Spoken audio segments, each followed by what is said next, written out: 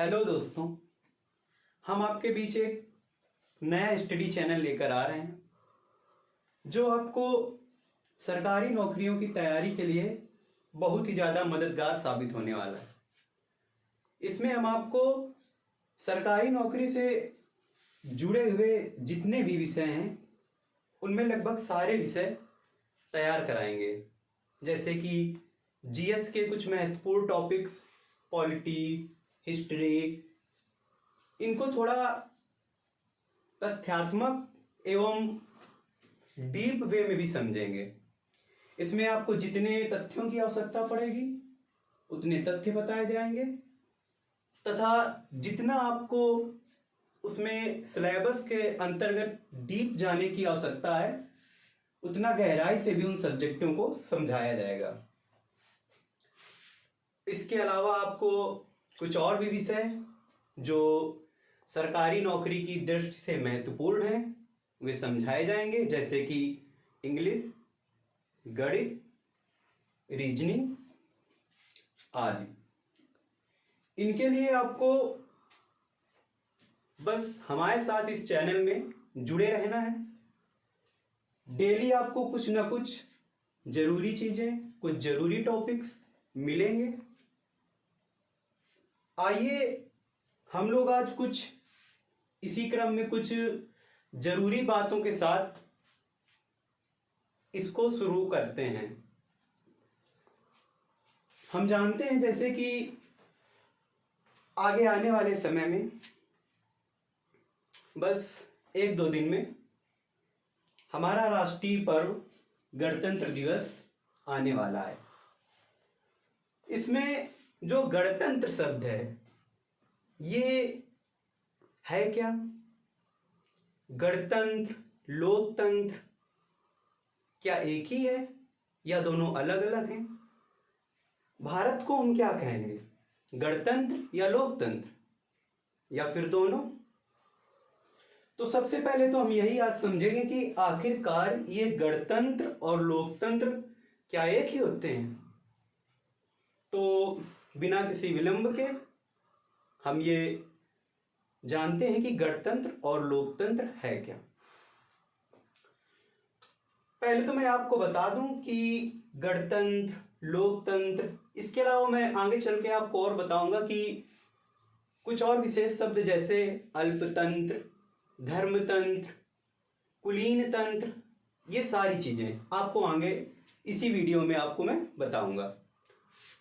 Basically ये सभी किसी भी देश में, पूरे विश्व में किसी भी देश में शासन प्रणाली के तरीके हैं।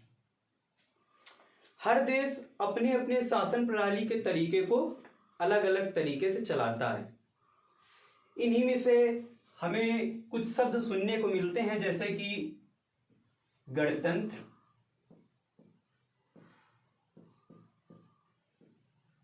अर्थात रिपब्लिक,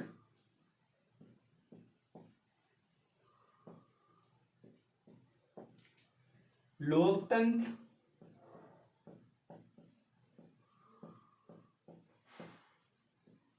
अर्थात डेमोक्रेसी,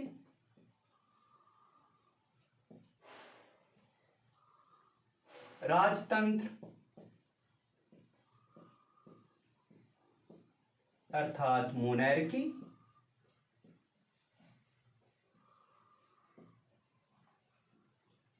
धर्मतंत्र अर्थात थियोक्रेसी,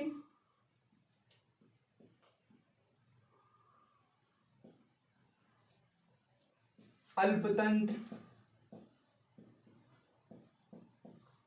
अर्थात ओलिगैर्की,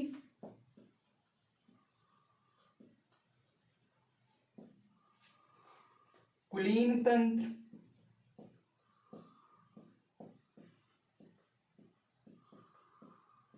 अर्थात एरिस्टोक्रेसी,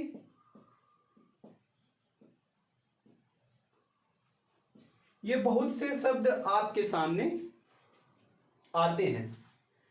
इनको हमें समझना है कि इनमें क्या अंतर होता है, क्या समानताएं होती हैं और कब से इनकी शुरुआत हुई, ये सारी चीजें हम लोग जानेंगे।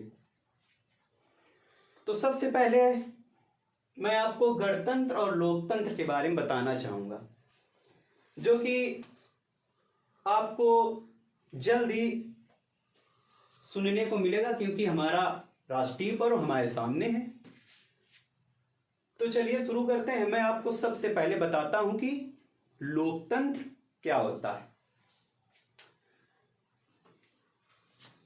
लोकतंत्र का अर्थ है, आप लोगों ने सभी ने बचपन में जरूर पढ़ा होगा, अब्राहम लिंकन का वो वाक्य, जनता द्वारा जनता के लिए शासन। यही होता है लोकतंत्र, डेमोक्रेसी। अर्थात लोकतंत्र में जो शासन करने वाले लोग होते हैं वो जनता के प्रतिनिधि होते हैं, वो जनता के द्वारा चुने जाते हैं। अर्थात लोकतंत्र लोगों का ही शासन है। और गणतंत्र में भी लोगों के द्वारा ही प्रतिनिधि चुने जाते हैं, बस उनमें एक थोड़ा सा डिफरेंस है। गणतंत्र अर्थात जो देश का हेड ऑफ नेशन है, अर्थात जो राष्ट्राध्यक्ष है। देखिए, दो चीजें आपको इसके लिए समझनी होगी। देश में दो लोग जो सबसे प्रमुख होते हैं, उनमें से एक, मैं अभी इनको मिटा देता हूं, धीरे धीरे सभी को समझेंगे। गणतंत्र को समझने के लिए आपको दो शब्दों को विशेष तौर पे समझना होगा। एक शब्द है हमारे पास head of nation. Head of nation, head of nation को हिंदी में कहें तो राष्ट्राध्यक्ष।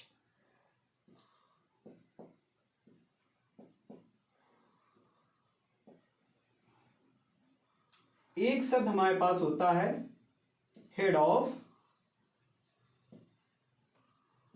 गवर्नमेंट, यानी कि शासनाध्यक्ष।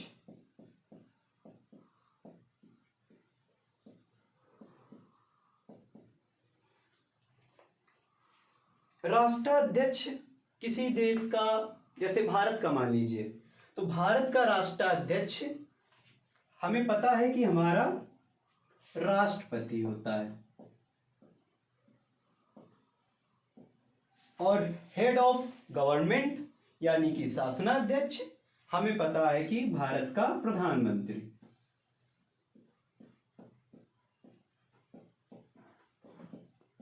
आपने अगर ये दोनों समझ लिए तो आपको गणतंत्र समझने में परेशानी नहीं होगी।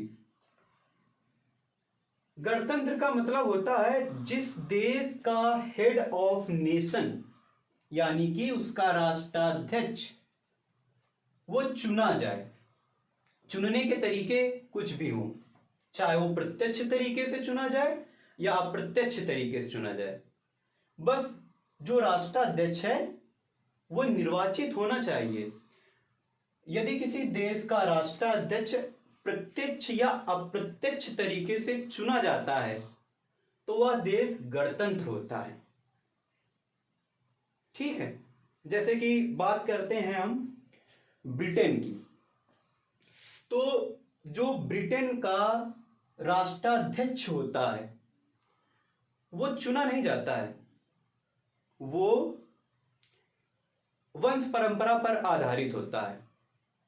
जैसे हमें पता है कि अभी चार्ल्स प्रथम वहां के हेड ऑफ नेशन बने, तो वो वहां की वंशानुगत शैली के आधार पर बने हैं, उनका कोई चुनाव नहीं होता है। लेकिन भारत में हमारे राष्ट्रपति का चुनाव होता है। तो ब्रिटेन में लोकतंत्र तो है लेकिन गणतंत्र नहीं। लोकतंत्र क्यों है? क्योंकि जो वहां के प्रधानमंत्री वगैरह होते हैं वो सभी चुने जाते हैं। मतलब कुछ प्रतिनिधि हैं जो जनता द्वारा चुने जाते हैं, लेकिन जो राष्ट्र का अध्यक्ष है, जिसके नाम पर सारे शासन कार्य होते हैं, वो वहां का चुना नहीं जाता है, वो वंश परंपरा पर आधारित होता है। इसलिए वहां लोकतंत्र होते हुए भी गणतंत्र नहीं है। तो इससे आपको लोकतंत्र और गणतंत्र में साफ साफ अंतर पता चल रहा होगा कि जरूरी नहीं कि जो देश लोकतंत्र हो वो गणतंत्र भी हो। गणतंत्र होने के लिए सबसे जरूरी शर्त यह है कि वहां का राष्ट्राध्यक्ष निर्वाचित होना चाहिए, प्रत्यक्ष तरीके से या अप्रत्यक्ष तरीके से। तो अब हम भारत को क्या कहेंगे? भारत गणतंत्र है कि लोकतंत्र है? तो भारत गणतंत्र एवं लोकतंत्र दोनों ही है, क्योंकि जनता द्वारा चुने गए प्रतिनिधि भी शासन में होते हैं और हमारा राष्ट्राध्यक्ष यानी कि राष्ट्रपति अप्रत्यक्ष निर्वाचन की प्रणाली से चुना जाता है। इस प्रकार मैं अगर भारत के संदर्भ में बात करूं तो भारत के संदर्भ में भारत गणतंत्र एवं लोकतंत्र दोनों है, लेकिन ब्रिटेन लोकतंत्र होते हुए भी गणतंत्र नहीं है। ये बात आपको समझ में आई? आपको गणतंत्र और लोकतंत्र के बीच में अंतर समझ में आया कि जरूरी नहीं कि जो देश लोकतंत्र हो या जिस देश में लोकतंत्र हो वह गणतंत्र भी हो। ठीक है, आइए समझते हैं कुछ अन्य शासन प्रणालियों के बारे में। अन्य शासन प्रणालियां कौन कौन सी? अभी मैंने आपके सामने कुछ शब्द लिखे थे, उन्हीं के अंतर्गत मैं आपको एक एक करके समझाता हूं। इसी में आपको एक टर्म सुनने को मिलता है, कभी कभी आप सुनते हैं संवैधानिक राजतंत्र। कौन सा शब्द सुनते हैं? संवैधानिक राजतंत्र।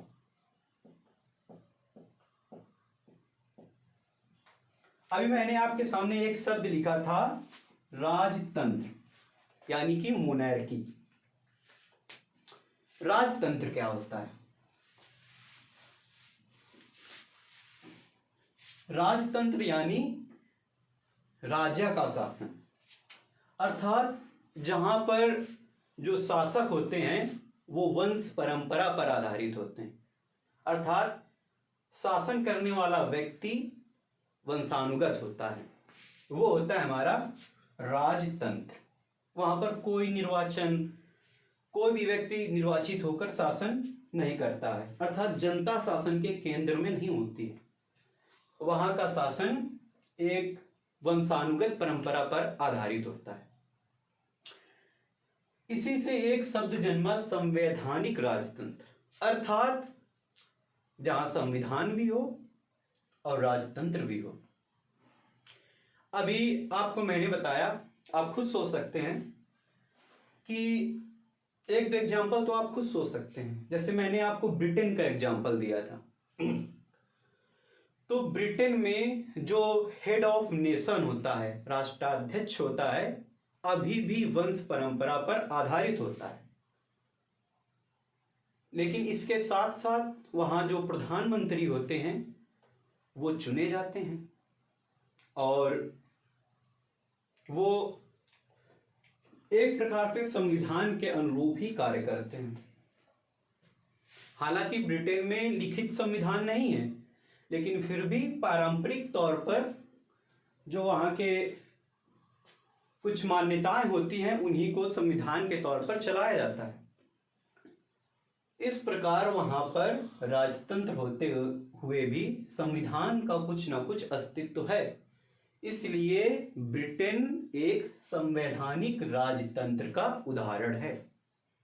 अब आपको ये संवैधानिक राजतंत्र शब्द भी समझ में आ गया होगा।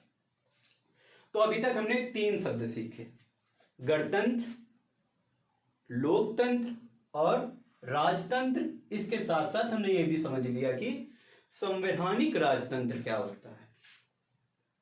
आइए आपको कुछ और शब्द समझाते हैं। मैं ज्यादा यहां पर कुछ लिख नहीं रहा हूं, स्पष्ट बोले दे रहा हूं ताकि आप सुन के अगर लिखना चाहें तो आप अपने नोट्स बना सकते हैं। मैंने एक अगला शब्द लिखा था धर्मतंत्र।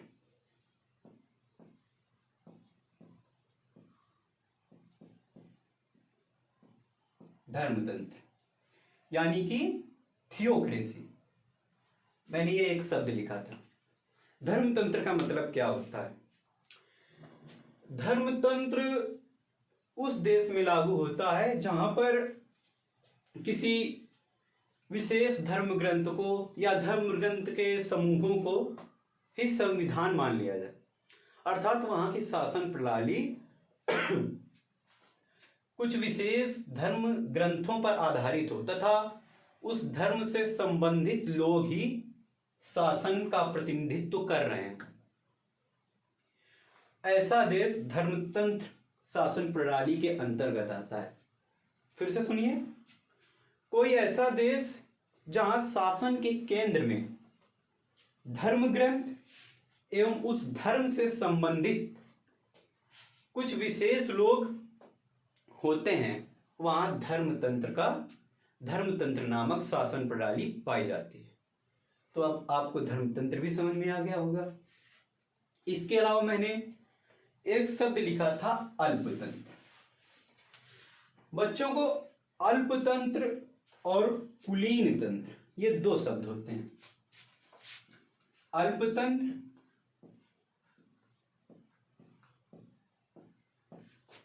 और कुलीन तंत्र।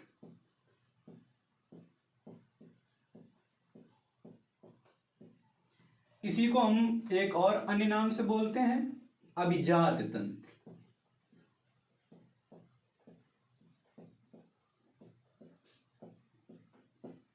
इसको एक अन्य नाम से बोल सकते हैं गुट तंत्र।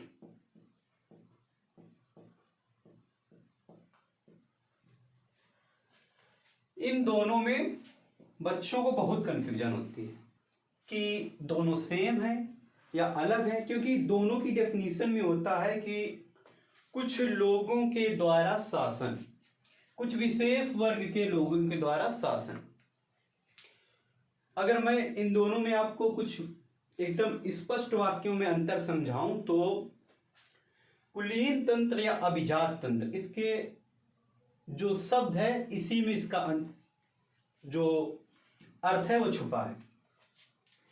कुलीन तंत्र का मतलब होता है, अगर मैं आपको एक सिंपल से वाक्य में समझाऊं तो रूल बाय द बेस्ट।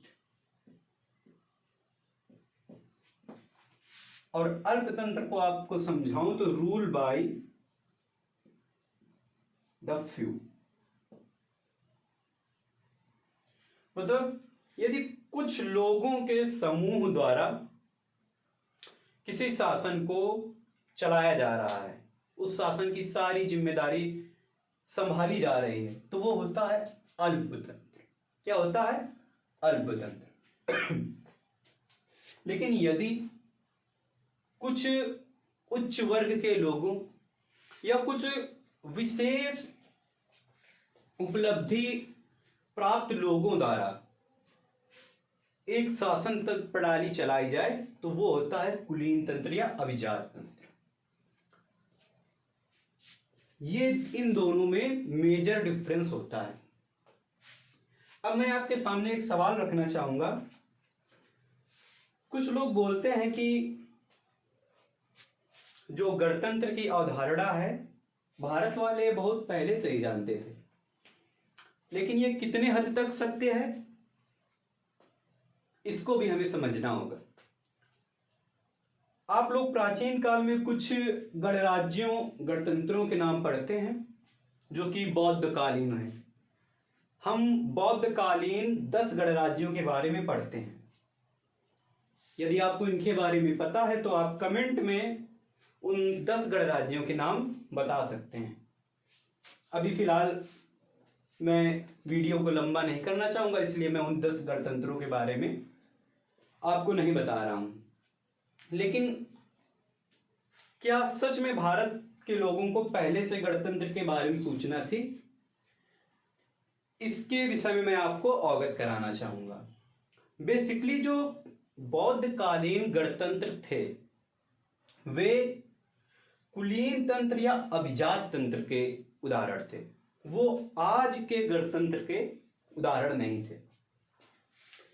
आज का जो गणतंत्र होता है उसका मतलब यही होता है कि किसी न किसी प्रकार से प्रत्यक्ष या अप्रत्यक्ष रूप से जो शासन का प्रमुख होता है, जो राष्ट्र का अध्यक्ष होता है, उसके निर्वाचन में जनता का हाथ जरूर होता है। अर्थात भले ही हमारा राष्ट्रपति चुना अप्रत्यक्ष रूप से जाता है, लेकिन हमारे द्वारा चुने हुए प्रतिनिधियों द्वारा ही चुना जाता है, अर्थात जनता का उसमें रोल जरूर होता है। लेकिन उस समय के बौद्धकालीन गणतंत्रों में जनता का कोई विशेष योगदान नहीं था। कुछ लोग, कुछ विशेष वर्ग के लोग, कुछ विशेष परिवार के लोग आपस में ही कुछ लोगों को समूह का चुनाव कर लेते थे, वही शासन की सारी जिम्मेदारियां संभालते थे।